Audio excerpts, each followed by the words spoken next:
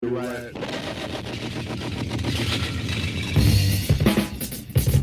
I don't read the newspapers because they all have ugly friends.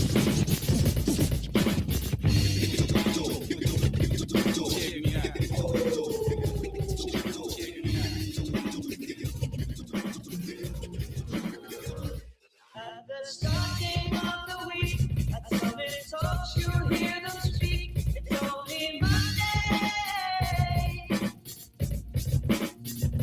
Negotiations breaking down. See the leaders start to frown. It's more than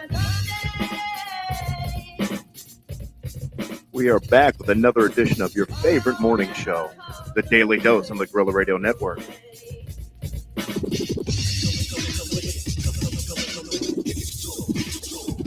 You'll be sitting, taking lunch. The news will hit you like a punch. It's only Tuesday. But Simon, Ask your doctor if the Daily Dose is right for you. Common side effects include sarcasm, informed opinions, and wondering how the hell these people got elected. The Daily Dose starts now. but Simon, Tomorrow never comes until it's too late. Tomorrow never comes until it's And a good morning to everyone that's out there today. Hopefully, we're doing well. Good start to our day. Maybe a little bit of coffee, maybe a little bit of hot chocolate to get your day started. Maybe some mushroom coffee if you don't do the regular coffee like I do. I drink gallons and gallons of regular coffee throughout the course of my day. I usually kill an entire pot before I leave the house, and then I kill an entire pot for the rest of the day when I'm working. So I don't know if that's really gallons because I don't think the coffee pot makes that much. But I drink a lot of coffee. It's what fuels me to keep me going throughout the course of my day. Gallons and gallons of black coffee, straight black. I take my coffee just like my men, strong and black. You know what I mean? I don't want any white in my coffee. Strong and black, and that's it. That's how I like my coffee. Welcome to the Thursday edition of the Daily Dose. My name is Eric. I am your host. It is 8:25 and it is July 16th, which means it's one day and one day only before the big 5-0 for me. Tomorrow, I'll have a special birthday edition of the Daily Dose. I don't know exactly what I'm going to do, or I don't even know if I'm going to do anything special at all, to be honest with you, but I'm going to have a special edition, birthday edition of the Daily Dose. And that's going to be tomorrow on July 17th. And then after I'm done with the Daily Dose on July 17th, I'm going to get in my car and I'm going to drive to work for 12 hours. That's what happens when you get to be in your 40s and 50s. Birthdays just become another day in the office. While they matter more to others, they matter. They don't necessarily make a big difference in my world anymore. I remember when I was a kid, I used to look so forward to my birthday. It was the best, the presents, the gifts, the cake. Then it's like once you get, there's nothing else to look forward to. You know what I mean? If you think about it, when you're a kid, you look forward to being a teenager, like the big 1-3. That's a big milestone for a child. Like, oh, I'm finally a teenager. Then when you become that teenager, you look forward to getting your driver's license and being able to operate a motor vehicle on the roads. And that's the next milestone. That's a rite of passage.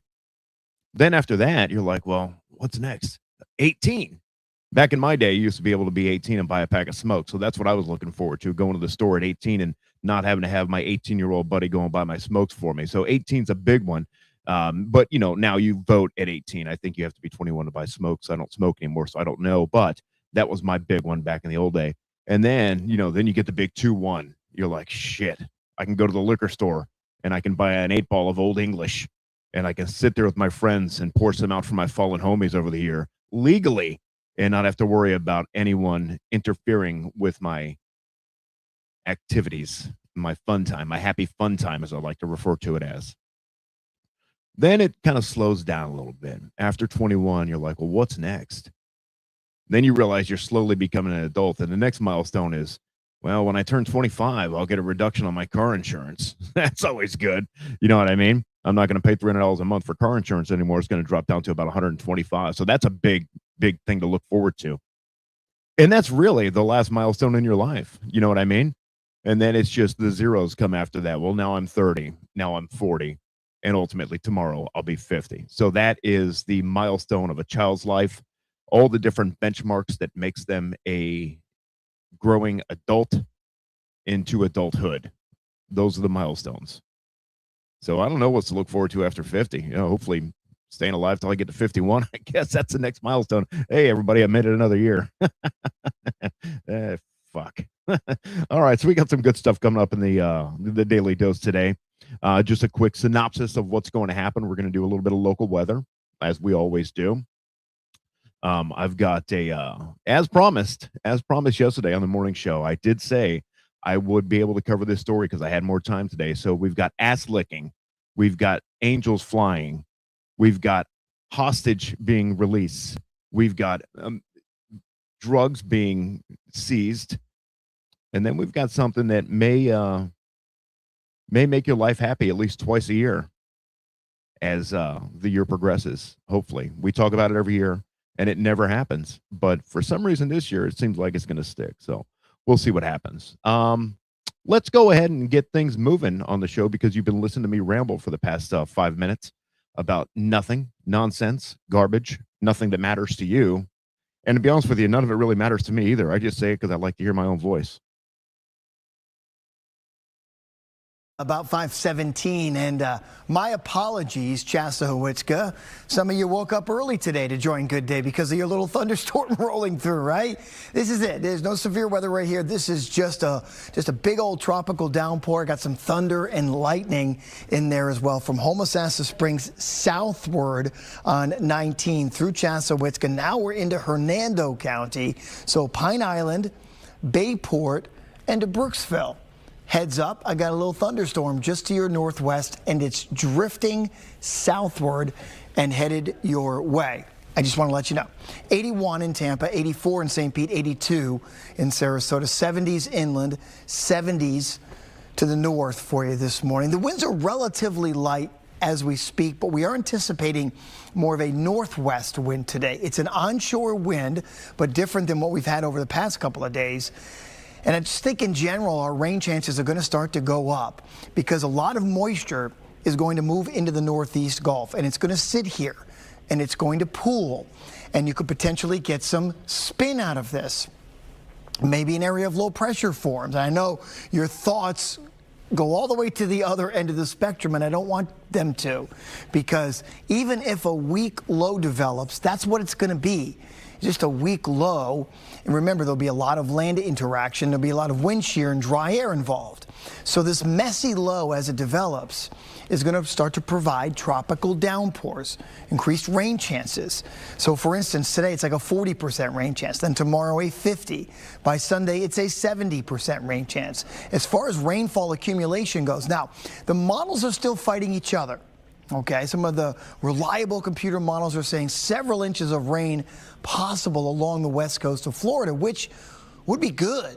Others are saying a lot less, but they're all saying it's going to rain, and that's what I like to see because, again, the west coast of Florida significantly needs rain, and while we get just a few showers and storms today, our rain chances are massively increasing, and on Sunday, Monday, and Tuesday when we get the most of our rain around here. So high temperatures today will likely get right back up into the lower 90s for you.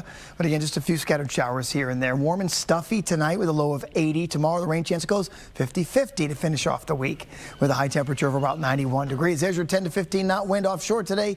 Seas running 2 feet.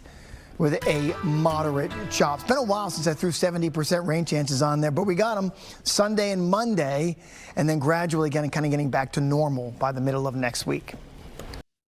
I'll tell you what, I'm looking forward to that because my grass is dead. Hey, there's a milestone. You know what I mean? When you get past 30 or whatever age, your last life milestone would have been. You look forward to the rain. So that way your grass turns a little bit more green. Because right now, my grass, I'm such an old man, my grass is absolutely brown, dead, brittle. You walk on it, feels like you're walking on hay. It's terrible. It's like I'm living out west right now in the middle of the Sedona, wine country, or not wine country, but like what the hell's that mountain range thing out there with all the clay and the rock out there out west? Who knows? I don't know what I'm talking about. But anyway, I'm looking forward to that rain coming because for the love of God, man, my grass it's bad. You know what I mean? True Green. I don't even think True Green could help me during this drought that we're going through. So I'm looking forward to the rain coming in. This is an interesting story. I teased it a little bit yesterday. So this guy is, and we don't know who either of these two people are. This is just some video security camera footage from whatever this location is. Again, it's an undisclosed location as of now because this story just popped up, and we don't really know who this lady is, nor do we know who the um, the assaulter is. I guess I couldn't think of a better word, but their identities have not been verified yet. No one really knows. But this guy, he's holding a bunch of stuff in his hand behind it or in front of a counter. What seemingly looks like he's getting ready to check out, or he's waiting in line to be next up for whatever transaction may be transpiring. And he bends down to what looks like tie his shoe, and then as he's standing back up, he goes ahead and takes a nice lick out of this lady's rear, right out of her backside, right out of that fine Christmas ham, just like the lady man said. Here we go.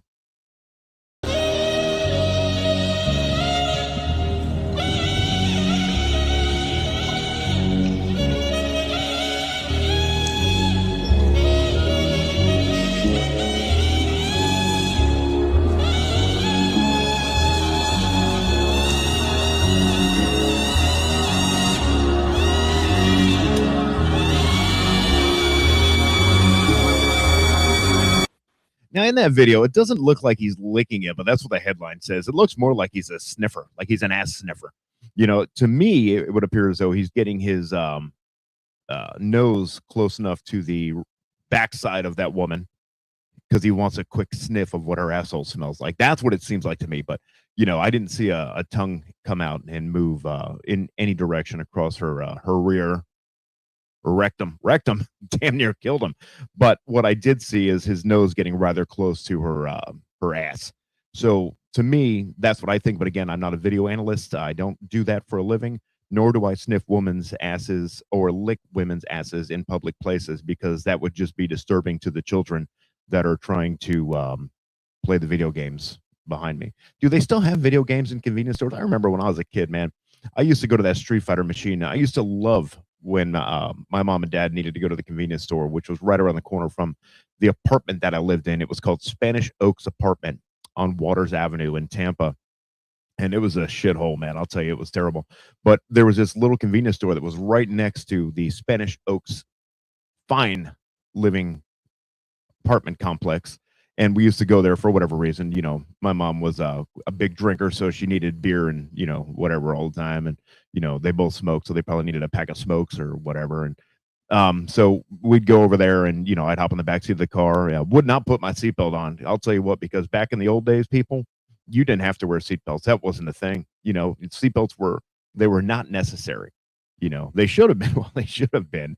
They just weren't. That's one of those things that growing up in the 80s, you experienced as a child that you'll never, our children and our children's children will never experience that again. But yeah, we didn't put seatbelts on. We just jumped the back of the car and we jumped around and did whatever the hell we did. And my mom would yell at us for acting a fool in the back seat. And, you know, and then we just kept on. I remember one time I punched my sister right in the nose. I blooded her nose in the back seat of the car while we were driving to my grandma's house, not wearing a seatbelt. Yeah, so I know times were way different back in those days. But anyway, we'd go to this store, a little convenience store. I don't remember the name of it, but it wasn't like a major one, like a Circle K or 7-Eleven or anything like that. It was just like a small independent, and they had the Street Fighter machine in there. And I used to tell my mom and dad, just take your time. I got a couple of quarters in my pocket. I'm going to go and play the Street Fighter game.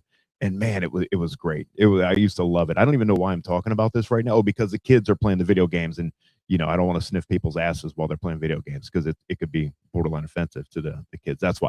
So moving forward, this is crazy. I'm a big fan of aviation. I love everything about flying. I love learning about aerodynamics of an airplane, how they work. I love wind resistance, drag, you know, the way that a plane operates and how it lifts, and you know, anything involved with aviation I love, you know what I mean? I used to fly. I think I've talked about the show a couple of times. I don't anymore, but I used to, which was awesome. One of the best times of my life was getting behind the yoke of that little Cessna and taking that motherfucker up in the air and flying it around. I don't do it anymore, but these guys, if you haven't had an opportunity in your lifetime, you don't even have to be an aviation fan. to enjoy watching the Blue Angels, the Navy specialty pilot team, fly and do their maneuvers above your head. It's amazing. I mean, they literally fly, 4 to 6 inches apart. Their wingtips are 4 to 6 inches apart in formation, and they're flying at however many hundreds of miles an hour they're flying, and they're doing maneuvers, and it's incredible to watch. And the passes, and just the way they control these planes with such precision is incredible. Well, these Blue Angels were out in Pensacola. I don't know if it was a show or if they were just out there practicing doing maneuvers, because there's a naval base up in Pensacola, Florida. So they may have just been out there doing some maneuvers and training. And they decided to take their Blue Angels and fly a little bit closely to the shoreline. And some videos of that are now circulating on the internet machine. And when I say close to the shoreline, I mean 50 feet above the beachgoers' heads. And as the Angels fly over, the thrust from their jets pushes the air outward, in order to propel them forward. Well, eventually that air will catch up to the ground that's directly below it, and it takes all of their umbrellas and beach chairs and just flips them over and blows them all over the place. It's really cool. No one knows why they got as close to the ground as they did, and I think they're under some sort of an investigation at this point for public safety, but they'll be cleared. It is what it is, but it's really cool. Watch this video. Whether you're an aviation fan or not, you'll enjoy it.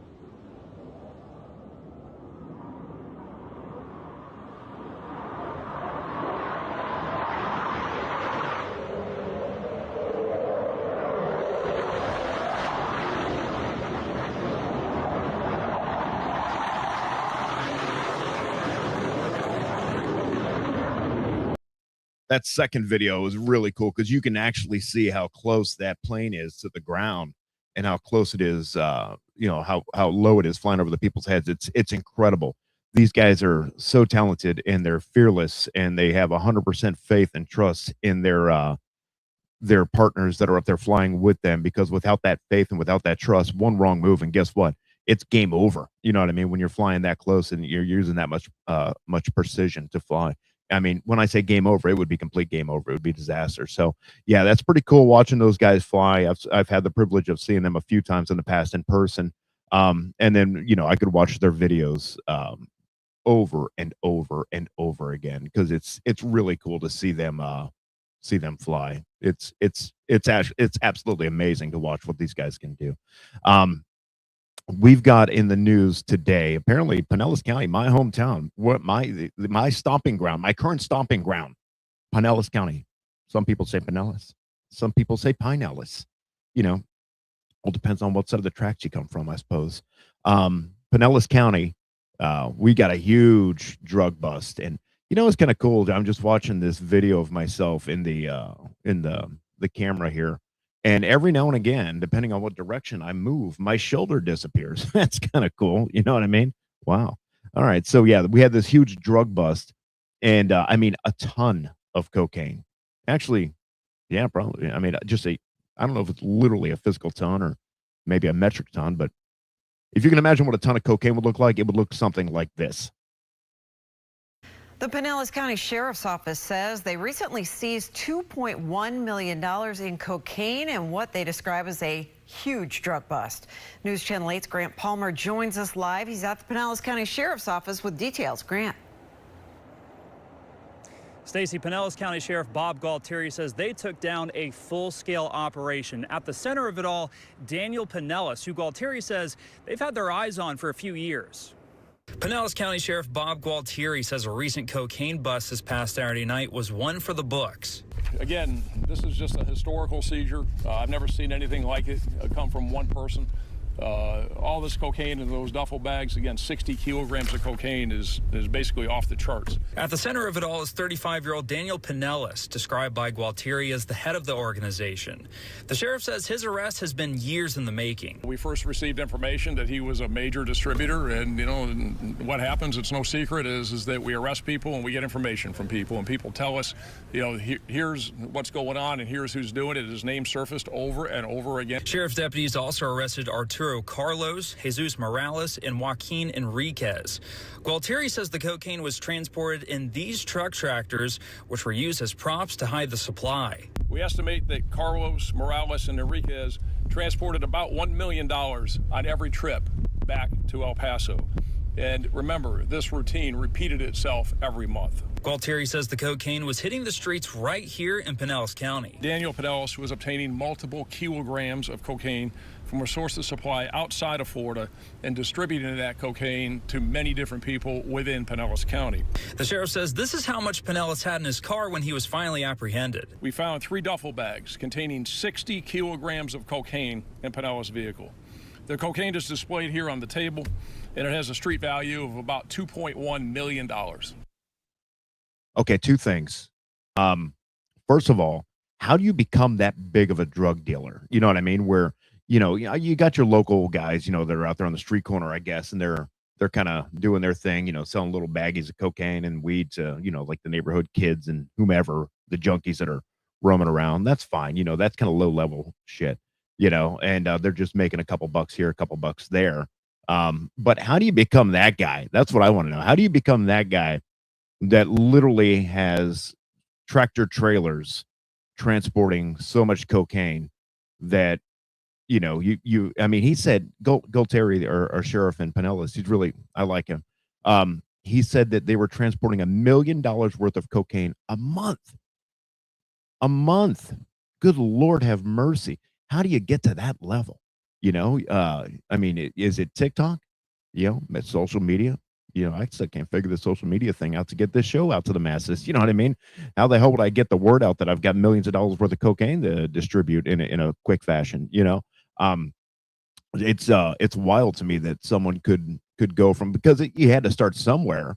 He had to have been that thug on the street corner, with a pocket full of baggies, just selling them for, $50 a pop, $20 a pop, whatever, to whoever walks by, the neighborhood crackheads or whomever. And then he became this massive just distributor. You gotta have, these street guys, you look at them and you say, there's criminals, obviously they're doing harm to society, which they are, for all intents and purposes. But they're business minded. You know what I mean? You figured out how to go from a low level street thug, slinging a couple of rocks of cocaine or crack rock to your neighbors, to being able to distribute millions of dollars worth of cocaine on a monthly basis. You know what I mean? So you got to have some business savvy, and if you think about it, if these guys would apply themselves to a different level in a legitimate business, the success, level that they could have achieved before going to prison, probably for the remainder of their life, because this is a big offense, could have been great. You know what I mean? I'm not saying Elon Musk great where you're going to be a trillionaire, but if you can apply that business savvy to any type of an industry, be it the cocaine or drug industry, if you can apply that business savvy, you can apply it to anything, so yeah, it's just, I don't know how you get to that level, which it's amazing every time I see these stories. That's the first thing I think of. I'm going to try to figure it out, and I'm going to, try to work on my resume on cocaine dealing and see if I can get a couple of semi trucks. My second thing that I wanted to say about that, speaking of semi trucks, why in the fuck were those semi trucks stacked up on top of each other? What was going on with that? So first thing, how do you become that high level street, drug dealer? And second thing, why were those trucks stacked up on top of each other in that picture behind Gualtieri? It doesn't make any sense to me. I don't know what the purpose of that would have been, or how they even got those trucks onto the back of the other trucks to have them stacked up on top of the trucks the way they were stacked up. Interesting. But nonetheless, I'm going to go ahead and apply on Indeed to neighborhood drug dealer and see if maybe I can get a position doing that. Start at the low level. You know what I mean? I'll put in my time. I will. You got to start from the ground up. And then, under some guidance and leadership of the higher ups in the cocaine running industry, maybe I'll get that knowledge and savvy. And you might be listening to one of the next best cocaine dealers that the world has ever seen right here on your Daily Dose on the Guerrilla Radio Network. You heard it here, folks. Guerrilla Radio Network. Just like that. So we've got hostages that are getting released. Wow, I'm running long today. We got hostages that are getting released. I'll make this story quick because I want to get to the last one and I want to wrap this show up like a Christmas present.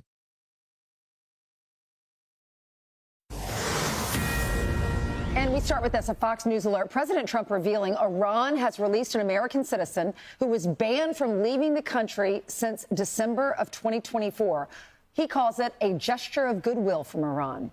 So the release comes after the United States carried out another round of strikes on Iranian military sites Wednesday. Wow, 5 straight days. Mike Tobin joins us live from Tel Aviv with the latest. Hey, Mike. 5 days of military strikes, and then Iran said, you know what, we're going to give you back your hostage that's been detained since 2024. That's nice of them. That's nice. It took 5 days of attacks and bombs for them to come to their senses and say, all right, let's go ahead and give this guy back. That's, I guess, something good's coming out of this war. At least we got one hostage back that Iran's had detained since 2024. If anything good is coming out of it, the one life got saved, from potential, beheadingment, or I don't know if that's the way you say that word, but if not, I just made it up, and I'm going to contact Webster and see if I can get that added to his dictionary. Beheadingment. And when I say Webster, I don't mean Emmanuel Lewis, for those of you that were growing up in the 80s on the show Webster, or Webster meaning Emmanuel Lewis that used to hang out with Michael Jackson back in the 80s and play with pet chimpanzees and stuff and lay in bed with each other with pajamas on and watch movies like Cinderella on the big screen all night long. Yeah, I'm not talking about that Webster. I'm talking about Webster, the guy that owns the dictionary company. I'm going to contact Webster and see if I can get beheadingment added to his repertoire. Now, as I said in the beginning of the show, there's something that I wanted to talk about today that's going to make you not have to do a certain task twice a year. Some people will love it. Others may not. I don't really give a fuck one way or the other. Could this finally be the end of having to change our clocks? We do it twice a year and we debate it every single year. Yes, I know you're thinking this story again. We talk about it every single year. Some people love the extra daylight hours. Some people are mourning the hour of sleep that they lose. But after decades of changing our clocks, Congress might be ready to end it.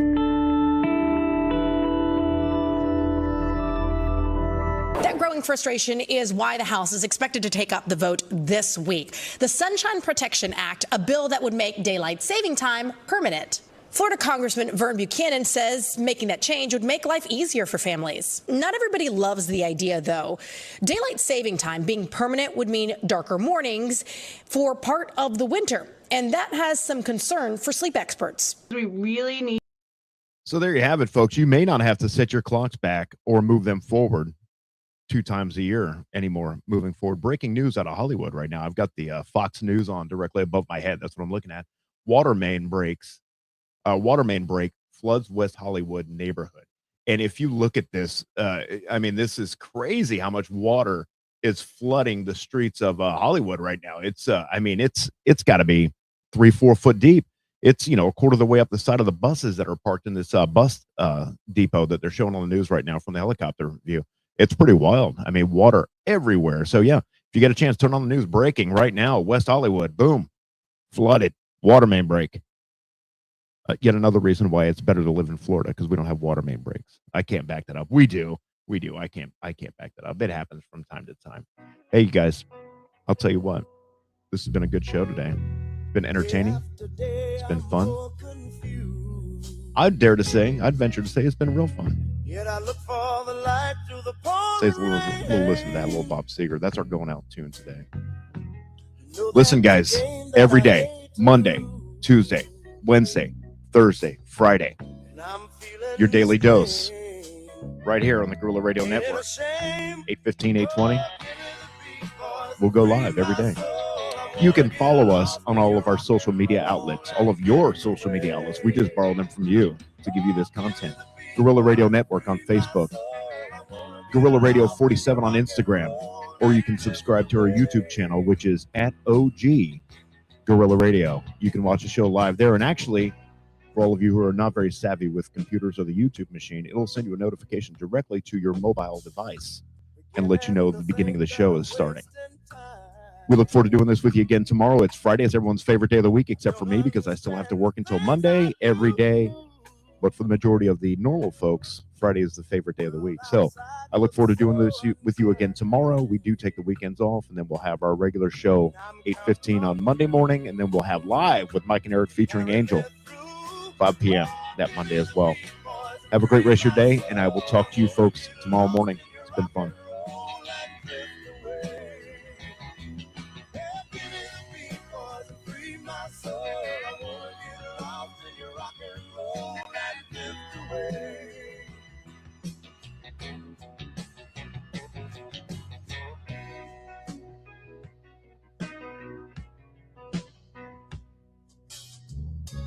When my mind is free, you know a melody can move me.